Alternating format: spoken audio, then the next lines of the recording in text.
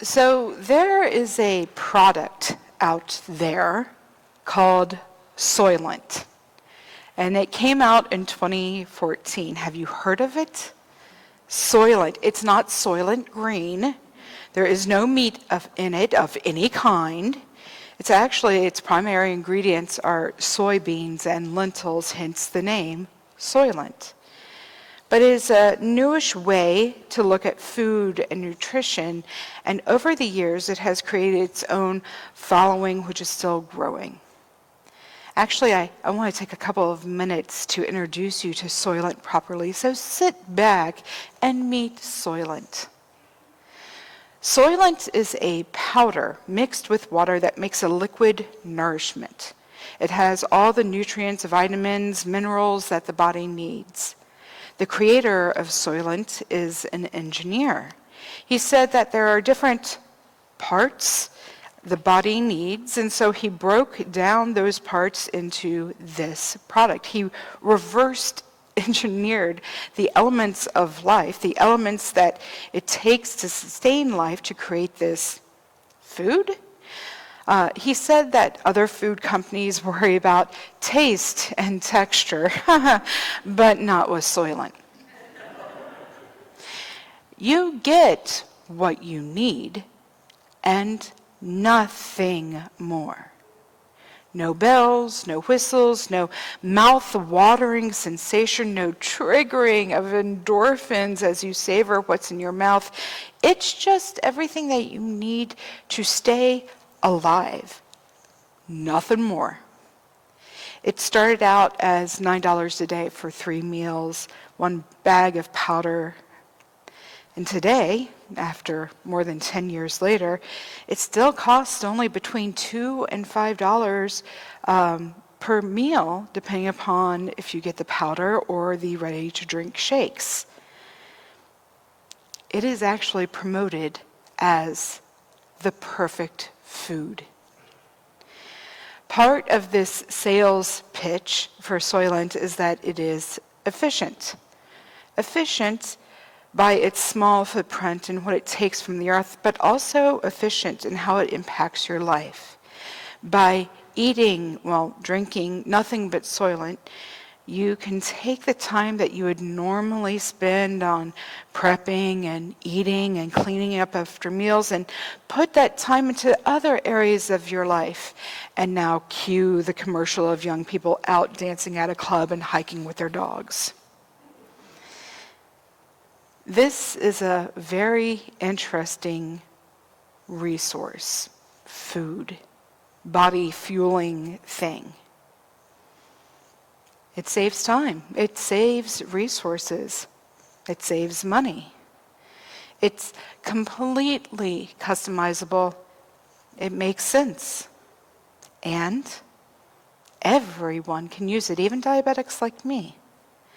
But as I was learning about Soylent and the wonders that are Soylent, I started grieving a little because I realized that cooking a meal, that eating a meal around a table, that cleaning up after the meal, though it is time-consuming, there's a lot of value in these acts, a lot of community and bonding and love and frustration and interacting that occurs in these acts that completely dissipates and dissolves when you use Soylent. And to the makers of Soylent, that's part of its function, part of the idea. But to me, that's where my greatest grief lies with this product. We already live in a Soylent-like culture, a Soylent-like life. Our basic needs are met. We are satisfied. Everything is individualized for me and mine. Everything from my on-demand shows and ads and feeds that are curated to me, to things more significant, things that I worry about my problems. I look at the elements of my desires. I evaluate the compounds of my happiness. And just like Soylent, which can be customized for each person individually, so too is like that with our Soylent-like life. I worry about my worries, I cry over my pains, and you worry about your worries, cry over your pains.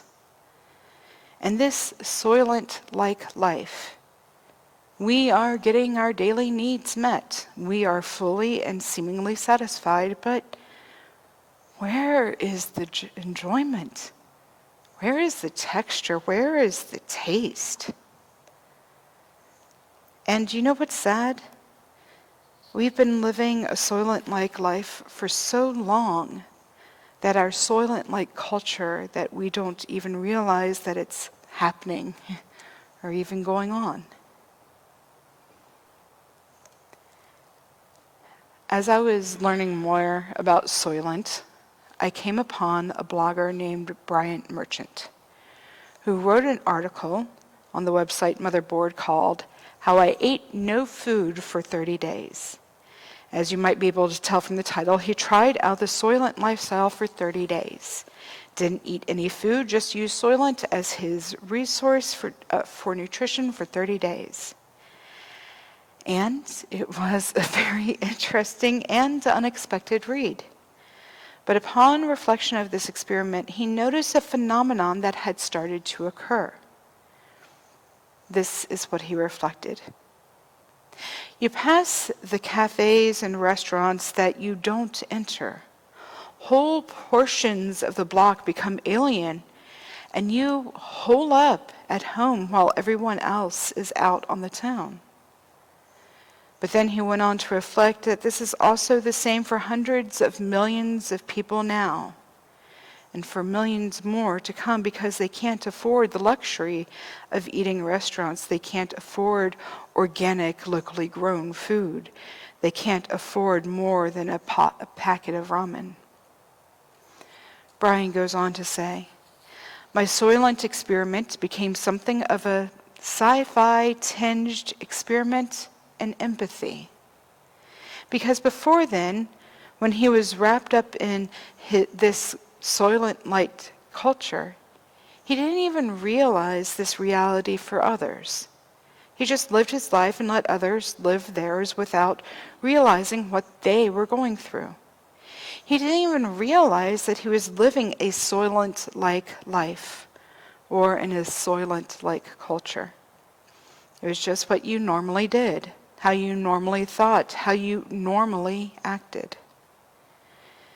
And this Soylent-like life that we're living, we might be surviving, even thriving, getting a full dose and feeling full.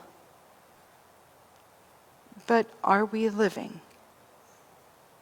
Are we seeing all that is around us? Are we living the full life that is intended for us?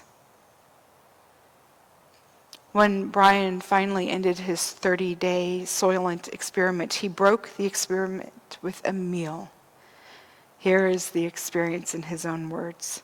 He says, my first meal back was, as I had been lusting over, some deliciously nasty fried chicken. Everyone told me not to go so heavy right off the bat. Try yogurt first, they said. Ease back into it. I wanted the richest, Soylent-crushingest food possible. So I bit in. I was euphoric. I felt the endorphins rushing through my body, the gob of chicken skin wandering down my esophagus, the juices staining my chin. Rob, the creator of Soylent, who'd join us, led a conversation about food technology. I don't know what he said, but the chicken was sublime. Before long, I might as well have been out of it. For half an hour, I sat there, overwhelmed, unaware of any foodless world outside my brain. For a few minutes, the future didn't matter. The taste and the swirling talk took over. Food anchored me to the glorious present, and eating was all. During the experiment, Brian was getting filled, said he was satisfied, had his dietary needs met, was walking by restaurants and not noticing them, but something was missing. The act of eating in community with others. In our reading today from Isaiah, it says, "Why do you spend your money for that which is not bread, and your earnings for that which does not satisfy? Listen carefully to me, and eat what is good, and delight yourselves in rich food. Incline your ear and come to me. Listen so that you may live. I will make with you an everlasting covenant." This is an everlasting covenant. It is an invitation to feast. What gives life? Life abundantly, that is rich and good, that we eat in community, and that we eat as we are restored to community. We live in a Soylent-like world, and Jesus offers us a feast of real food. He offered a meal in a deserted place. He offered a meal in a chaotic place. He offered a meal because he had compassion for others. He offered a meal after he healed them. He offered a meal when they didn't have one of their own. He offered a meal when the only food available was just enough for a snack. He offered a meal that took time. He offered a meal that created community from all different kinds of people. He offered a meal when he was grieving and pained and broken. And he offers that meal to us. He offers that feast to us too.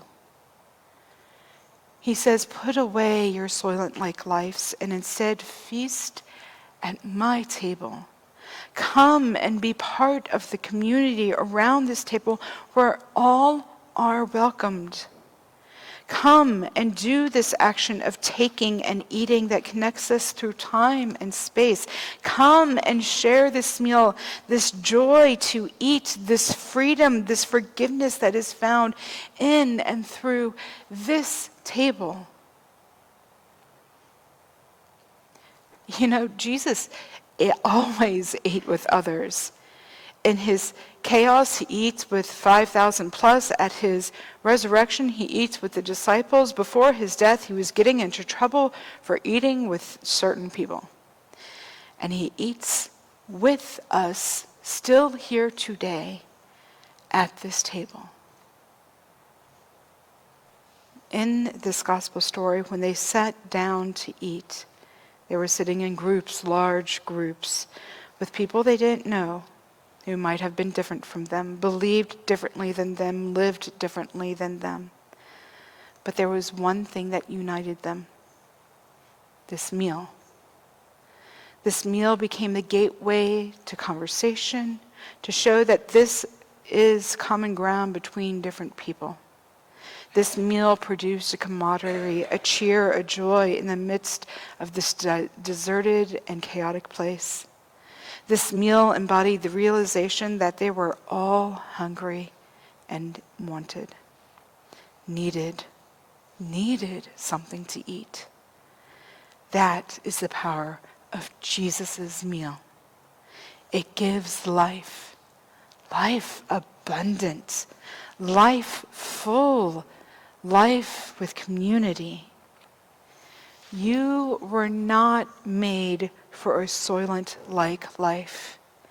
You were made for an abundant life, for a feast at this table, for a feast surrounded by others who are hungry too, for a feast, as we're about to sing, where we become what we receive: Christ's own body blessed and broken, cup overflowing, life outpoured, given as a living token of your world, redeemed, restored. Come and eat. All are welcomed. There is a place for you here. Partake in the truly perfect food. This table, this food, this meal is set for you. Amen.